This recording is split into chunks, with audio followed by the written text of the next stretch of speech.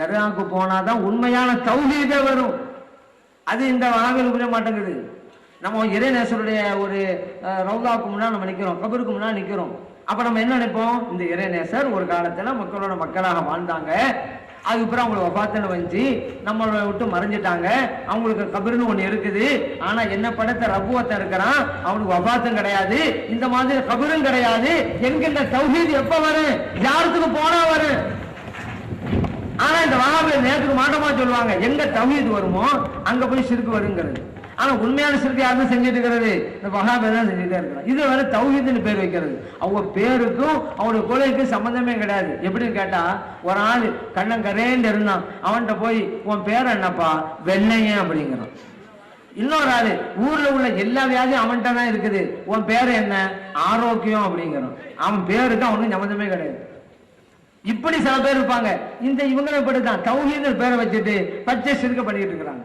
ஆனா சுன்னத் ஜமாத்தினர்கள் தான் உண்மையான தௌஹீதிலே இருந்து கொண்டிருக்கிறார், தெளிவாக இருக்கிறார்கள். வணக்கம்டா என்ன, மரியாதை என்ன, மிக தெளிவில் இருக்கிறார்கள். ஆனா இவங்க விவகாரம் பண்றது ஏன், நல்வணக்கத்தை செய்யவிடக்கூடாது, அதுதான் நோக்கம். விவகாரம் பண்றது, விவகாரம் யார் வேணாலும் பண்ணலாம், அப்படி பண்ணக்கூடாது, கடைசியில் மாட்டிக்கிடுவாங்க. ஒரு ஆளு ஹோட்டலுக்கு போனாரு, சர்வரை கூப்பிட்டாரு, சர்வர் வந்து நின்றாரு, இவர் கேட்கிறாரு மூளை இருக்கா அப்படின்றாரு. திங்கிறதுக்கு மூளை இருக்கான்னு கேட்கிறாரு, மெல்லுவா கேட்கறாம்ல, விவகாரம் பண்றாங்களாம். இதே வெளியில கேட்டிருந்தா நடக்கிறதே வேற. ஆனா இப்ப இங்க கோபப்பட முடியுமா சர்வரு, கோபப்பட சொல்லுவாரு, என்னப்பா மூளை இருக்கான்னு தானே கேட்டேன் சாப்பிட்றதுக்கு, நீ இருக்கு இல்லைன்னு சொல்ல, ஏன் கோபப்படுறேன்னு கேட்டுவான்ல. அதனால சர்வர் என்ன தெரியுமா செஞ்சாரு, தன்னுடைய பாணியிலேயே பதில் கொடுத்தாரு. எப்படி அழகா சொன்னார் அந்த ஆளை பார்த்து, ஐயா உங்களுக்கு முன்னால ஒரு ஆள் வந்தாரு, அவருக்கும் மூளை இருந்துச்சு, உங்களுக்கும் மூளை இல்லை அப்படின்றாரு. வேற என்ன செய்யணும், அவரு பாலே ஒரு கேள்வி விட்டாரு. அவங்க வந்து பெருசா சொன்னாங்க, கெட்டிக்காரத்தை வெளிப்படுத்தினாங்க, இவர் தன்னுடைய கெட்டிக்காரத்தை வெளிப்படுத்திட்டாரு. விவகாரம் பண்றதுங்கிறது இப்படி அல்லங்க. பொதுவாக குர்ஆன் ஹதீஸ் வந்துட்டா இறைவன் சொன்னதின் பிரகாரம் நடக்கணுங்கிறத நம்ம நினைவில் வைக்கணும். அடுத்த விஷயம், ஒரு லைஃப்ல பிறந்த நோக்கம் நிறைவேற வேண்டுமானால் இந்த பையத்து முறை, தரீக்கத்து முறையெல்லாம் அவசியங்க. இதுவெல்லாம் குர்ஆன் ஹதீஸ் சொல்லி தந்தவைகள். ஆனா இந்த வஹாபிகள்லாம் இந்த தரீக்கத்துங்கிறத புதுசா யாரும் உண்டாக்குற மாதிரி, இதுக்கும் இஸ்லாம் சம்பந்தம் இல்லைங்கிறது. ஏன் குர்ஆனை படிக்கல, ஹதீஸ படிக்கல. குர்ஆன் ஹதீஸை படிச்சிருந்தா இந்த தரீக்கத்தின் வழிமுறை எவ்வளவு அவசியங்கிற புரிஞ்சிருக்கும். குர்ஆன் தான் சொல்லி தருகிறது. தரீக்கத்தை ஏதோ ஒண்ணு இல்லை, குர்ஆன் ஹதீஸ் தான் தரீக்கத்து அப்படிங்கிறது. அதாவது ஷரியத்துன்னு தான் சொல்லுவோம் வணக்கம், அந்த வணக்கம் எப்படி இருக்க வேண்டும் அதுதான் தரீக்கத். தொழுங்க ஷரியத்து, எப்படி தொழுவது அதான் தரீக்கத்து. அது எப்படி தொழுங்கிறது வேணுமா இல்லையா, எப்படி வேணாலும் தொழலாமா. நபி நாம் ஸல்லல்லாஹு அலைஹி வஸல்லம் என்ன சொன்னாங்க, அல் இஹ்சான், இஹ்சான் என்ன தெரியுமில, அன் தஅபுதல்லாஹ கஅன்னக தராஹு, அல்லாஹ்வை நீ வணங்கணும் அவனை நீ பார்க்கிறது மாதிரி. வயில்லம் தக்குன் தராஹு ஃபஇன்னஹு யராக, நீ அவனை பார்க்காவிட்டாலும் அவன் உன்னை பார்த்து தானே இருக்கிறான், அந்த உணர்வுல தொழணும். ரெண்டு சொல்றாங்க, அல்லாஹ் பார்க்கிற மாதிரி தொழு, அந்த அளவுக்கு நீ போகலையா, அந்த அல்லாஹ் உன்னை பார்த்துக்கிட்டு இருக்கான், அந்த உணர்வுல தொழு அப்படிங்கிற. சரி, வணக்கம்னா இப்படிதான் இருக்கும்னு சலாம் சொல்லிவிட்டாங்கல்ல. இந்த அமைப்பை பெறுவதற்கு ஒரு பயிற்சி தேவையா இல்லையா? இறைவனை பார்ப்பது போன்று வணங்க வேண்டும். இந்த பயிற்சியை கொடுப்பதற்கு ஒரு ஆசிரியர் தேவையா இல்லையா? அந்த ஆசிரியருக்கு தான் நம்ம ஷேகுமார்கள் சொல்றோம். இது எல்லாத்தையும் பிடிச்சிட முடியுமா? இந்த வஹாபிகள் எல்லாம் பார்க்க வணங்கிட்டு இருக்காங்களா? வணக்கத்தை விளையாட்டாக்கி விட்டாங்களாங்க. இந்த நிலை இல்லாதனால ஒரு ஷேகுடைய கரம் பிடிக்காததால் இந்த வஹாபிகளுடைய வணக்க வழிபாடுகள் எல்லாம் விளையாட்டுக்களாக மாறிவிட்டன. தொழுகை எவ்வளவு பேர் விளையாட்டாக்கி விட்டாங்க. அடுத்தால் பார்க்கறதுக்காக வரலாற்றுறது, அடுத்தால் பார்க்கறதுக்காக வேண்டிய நெஞ்சுக்கு மேல கையை கட்டிக்கிறது, கால்களை வச்சுக்கிறது, எல்லாம் அடுத்தால் பார்க்கணும். ஓ இந்த ஆள் இந்த கோஷ்டி அப்படி நினைக்கணும்னு சொல்லியே இவங்க தொழுகை தொழுகிறது. தொழுகை எல்லாம் தொழுகை ஆகுமா?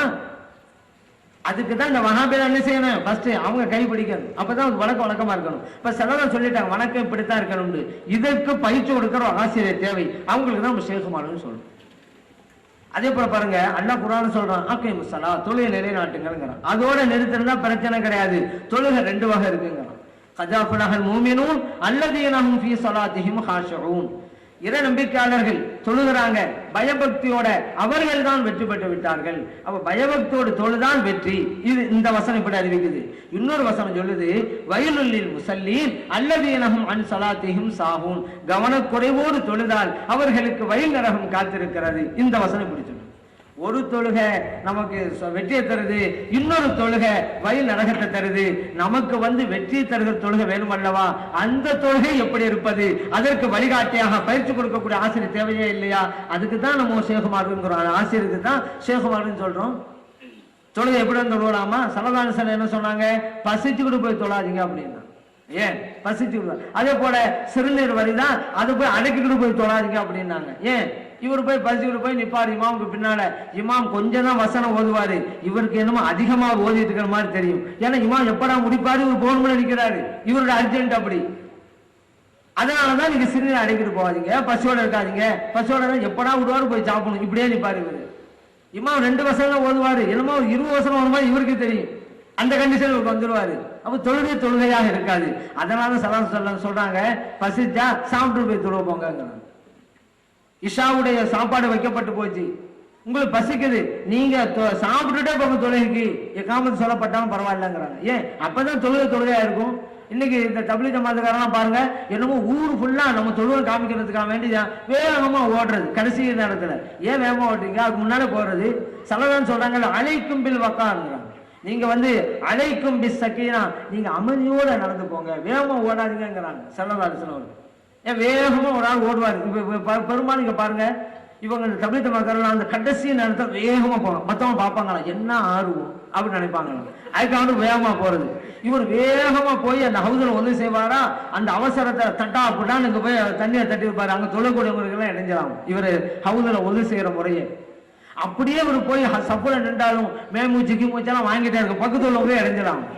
அதனால சலாம் சொல்றாங்க, மெதுவா போங்க, அப்பதான் சொல்றாங்க உங்களுக்கே இடைஞ்ச மற்றவங்களுக்கே இடைஞ்ச சலாம். அதனால சொல்றாங்க மெதுவா போங்க, கம்பீரத்தோட போங்க, சலாம் சொல்லி தர்றது. ஆனா நேர் மாற்றமாதான் இவங்க செய்வாங்க. அது போல பசிச்சுக்கிட்டு நீங்க தொழுவாதீங்க. ஏன்? தொழுகையாக இருக்காதுல்ல. இப்போ ஒரு ஆளு பசியோட போய் தொழுதான்னு வச்சுருங்களேன், தொழுகையெல்லாம் சாப்பாடாவில் இருக்கும். எப்படா தொழு முடியும் போய் சாப்பிடணும், எப்படா தொழு முடியும் போய் சாப்பிடணும், தொழுகையெல்லாம் போய் சாப்பாடு. ஆனா இப்போ ஒரு ஆள் சாப்பிட்டு போய் தொழுதான்னு வைங்க, சாப்பாடெல்லாம் தொழுகையாக இருக்கும். ஏன்? இவர் சாப்பிடாரு, சாப்பிட்டு தொழுவணும், சாப்பிட்டு தொழுவணும்னு நினைச்சுக்கிட்டே இவர் சாப்பாடுவாரு. இப்ப சாப்பிட்றதுனால தொழுகையா மாறிடுச்சு. வணக்கம் மாதிரி இருக்கணும். அதற்குத்தான் இந்த ஆன்மீக பாலின்னு ஒண்ணு வேணும். சும்மா போய் குனிஞ்சு நிமிர்றது அல்ல, எக்ஸசைஸ் அல்ல இது. வணக்கமா இருக்கணும், அது ஒரு பயிற்சி தேவை. அந்த பயிற்சி கொடுக்கிற அமைப்பு தான் தரியக்கத்து. வேணுமா வேணாமா? அதே போல உள்ளத்தை தூய்மைப்படுத்தணும். இறைவன் குர்ஆன் சொல்றாங்க, கத் அஃப்லஹ மன் ஸக்காஹா வ கத் காப மன் தஸ்ஸாஹா. இறைவன் சொல்லி காட்டுறான், உள்ளத்தை தூய்மைப்படுத்தியவர் தான் வெற்றி கண்டார், உள்ளத்தை மாசுபடுத்தியவர் தோல்வி கண்டார். உள்ளத்தை தூய்மைப்படுத்துறது எப்படி? நெஞ்ச கீறி இதயத்தை எடுத்து சோப்பு போட்டு கழுவி மறுபடியும் வச்சிடறதா? அப்படின்னா சரி, அப்படி இல்லையே. அப்ப இதுக்கு பயிற்சி கொடுக்கிற யாரு? நான் என்கின்ற அகந்தையை அகற்றி எறிவது, அதுதான் உள்ளத்தை தூய்மைப்படுத்துறது. நான் என்கின்ற கர்வத்தை இல்லாமல் ஆக்குவது, ஆணவத்தை ஒழிப்பது, அகந்தையை ஒட்டொழிப்பது, அதுதான் உள்ளத்தை தூய்மைப்படுத்துவது. தமிழ்ல சொல்லுவாங்கல்ல, நான் மறையை கற்றவனா ஞானி இல்லை, தன்னுள் நான் மறைய கற்றுக்கொண்டவனே ஞானி. 4 வேதங்களை கரைச்சு குடிச்சவன்லாம் ஞானி ஆயிட முடியாது. நான் என்கின்ற கர்வத்தையும் மமதையையும் தன்னுள் மறைத்துக் கொள்ள எவன் கற்றுக்கொள்கிறானோ அவன் தான் உண்மையான ஞானி. அந்த நான்கிற கர்வத்தை அகற்றதுதான் உள்ளத்தை தூய்மைப்படுத்துறது. அப்பதான் வாழ்க்கையில் வெற்றி கிடைக்கும். இந்த பயிற்சி கொடுப்பதற்கு ஒரு ஆசிரியர் தேவை. அவங்களுக்கு தான் நம்ம ஷேகுமார்கள் அப்படிங்கிறோம். இறைவன் சொல்றான், வஹுவ மஅக்கும் ஐனமா குன்தும், நீங்கள் எங்க இருந்தாலும் இறைவன் உங்கள் கூட இருக்கிறான் அப்படின்னு சொல்றான். எல்லாம் தான் சொல்றோம். சொல்வது வேறு, உணர்வது வேறு. உணர வைப்பதுதான் தரீகத்துங்கிறது. இதை யாரு தான் சொல்லல, அண்ணா என் கூட தான் இருக்கிறான், எல்லாம் தான் சொல்லிக்கிட்டு இருக்கிறாங்க. உணர வைப்பது தரீகத். இறைவன் என் கூட இருப்பதாங்கிற சொல்றதல்ல, உணர்ந்து செயல்படுவோம். அதுதான் சொல்வது வேறு, உணர்வது வேறு இல்லை. ஒரு ஆளு மலையோட நடுவுச்சல் இருக்கிறாரு, நடுநிசை நேரம், திடீர்னு காலு வலிவிருச்சு, அப்படியே கீழே விழுந்து விட்டாரு. அப்படியே கீழே வந்துகிட்டே இருக்கிறாரு. இவர் நினைச்சிட்டாரு இன்னும் அவ்வளவுதான், போய் விழுந்த உடனே நம்மளோட உயிர் போச்சு, அப்படி வந்துகிட்டே இருக்கிறாரு. வர்ற வழியில ஒரு மரத்துடைய கிளை கிடைச்சிருச்சு, பிடிச்சுக்கிட்டாரு. ஒரு நம்பிக்கை வந்துருச்சு, அப்பாடா. அப்ப உடனே இறைவனை கூப்பிடுறாரு, இறைவனை நீ தான் நான் காப்பாற்றணும், இந்த இருட்டு நேரத்தை அப்படி மாட்டிக்கிட்டேன். இறைவன் சொன்னா நான் காப்பாத்துறேன்னு சொல்றீங்க, உண்மையில நான் தான் காப்பாற்றணுமா? ஆமா, இதுல என்ன சந்தேகம் இருக்கு, நீ தான் காப்பாற்றணும், வேற யாரு இருக்காங்க? இறைவன் சொன்னா நான் உன்னை காப்பாத்துறேன், ஆனா நான் சொல்றது நீ செய்யணும், அப்பதான் உன்னை காப்பாத்துவேன். இந்த ஆள் சொன்னாரு, நீ என்ன சொன்னாலும் நான் செய்யறேன், என்ன காப்பாத்து. இப்ப இறைவன் சொன்னா, நீ பிடிச்சிட்டு கீழே மறைக்கல, அதை விட்டு நான் உன்னை பாதுகாக்கிறேன் அப்படின்னு.